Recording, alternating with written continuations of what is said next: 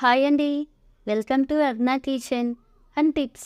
ఈరోజు నేను రైస్, రోటీస్, చపాతీస్, అలాగే బగారా రైస్ ఇలా ఏ కాంబినేషన్కైనా సూపర్గా సెట్ అయ్యే కాజు మష్రూమ్ ఎలా చేయాలో చూపిస్తున్నా. చాలా సింపుల్గా, క్విక్గా ఇంట్లో ఉన్న ఐటమ్స్తోనే చాలా ఈజీగా చేయొచ్చు. టేస్ట్ కూడా చాలా బాగుంటుంది. చేసే విధానం: దీనికోసం ముందుగా మిక్సీ జార్లోకి బాగా పండిన 2 టమాటా ముక్కలు, అలాగే గంట పాటు నానబెట్టిన జీడిపప్పు, ఒక చిన్న ఎండు కొబ్బరి, దాల్చిన చెక్క, అలాగే ఒక 4-5 లవంగాలు, 2 యాలక్కాయలు వేసి ఈ మిశ్రమం మొత్తాన్ని మెత్తని పేస్ట్లా చేసుకోండి.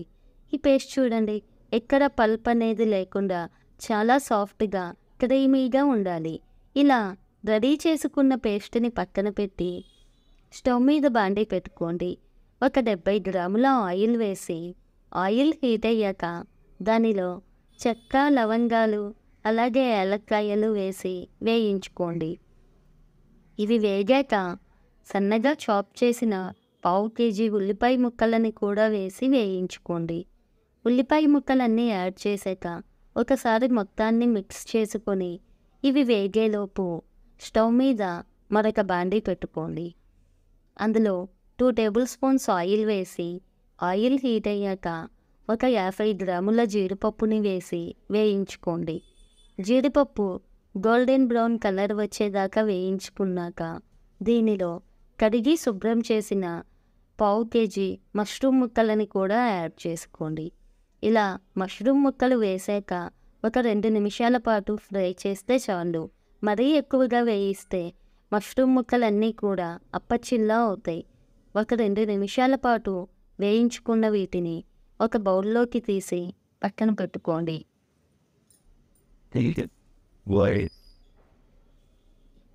ఈలోపు ఉల్లిపాయ ముక్కలు కూడా ఇలా గోల్డెన్ బ్రౌన్ కలర్ వచ్చేదాకా వేగిపోయి, ఇలా గోల్డెన్ బ్రౌన్ కలర్ వచ్చాక దీనిలో 1 టీ స్పూన్ దాకా అల్లం వెల్లుల్లి పేస్ట్ యాడ్ చేసి అందులోని పచ్చిదనం పోయేదాకా కలుపుతూ వేయించుకోండి.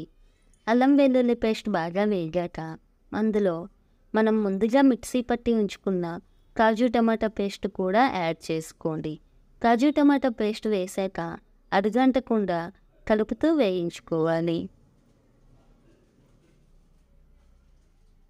ఇలా కాజు టమాటా పేస్ట్ యాడ్ చేసి అడుగంటకుండా ఒక 4-5 నిమిషాల పాటు కలుపుతూ వేయించుకున్నాక ఈ పేస్ట్ మనకి చక్కగా వేగుతుంది. ఇలా వేగిన ఈ కాజు టమాటా పేస్ట్లో మీ రుచికి సరిపడా ఉప్పు, అలాగే 1 టీ స్పూన్ దాకా కారాన్ని, మరొక టీ స్పూన్ దాకా గరం మసాలాని యాడ్ చేసి ఈ మసాలాలన్నీ కూడా ఆ కాజు టమాటా పేస్ట్కి పట్టేలా మొత్తాన్ని మిక్స్ చేసుకోండి. ఈ మసాలాలు వేగేదాకా కూడా ఒక 2-3 నిమిషాలు కలుపుతూ వేయించుకున్నాక మనకి ఈ కాజు పేస్ట్లోని ఆయిల్ సపరేట్ అవుతుంది. ఇలా ఆయిల్ సపరేట్ అయ్యి కాజు పేస్ట్ బాగా వేగాక దీనిలో 1/2 కప్పు దాకా వాటర్ని యాడ్ చేసుకోండి. కొలతల్లో అయితే 250 ml వాటర్ పడుతుంది. ఇలా వాటర్ యాడ్ చేశాక ఒకసారి మొత్తాన్ని మిక్స్ చేసుకొని దీనిలో మనం ముందుగా వేయించి పెట్టుకున్న జీడిపప్పు, అలాగే మష్రూమ్ ముక్కలని కూడా యాడ్ చేసుకోండి.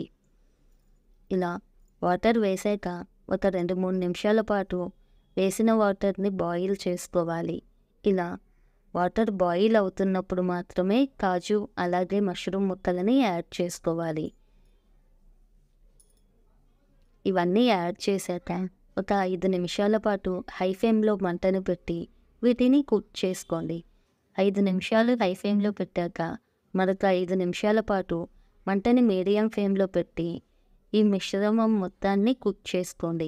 10 నిమిషాలకి ఈ కాజు మసాలా మష్రూమ్ ముక్కలకి చక్కగా పడుతుంది.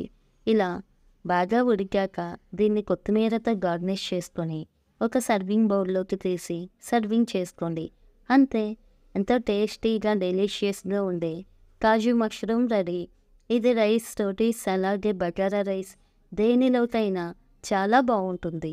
వీడియో నచ్చితే లైక్ చేయండి, షేర్ చేయండి, సబ్స్క్రైబ్ చేసుకోండి. మీరు చేసే సబ్స్క్రైబ్ వల్ల మా ప్రతి వీడియో మీకు నోటిఫికేషన్ వస్తుంది. Thank you.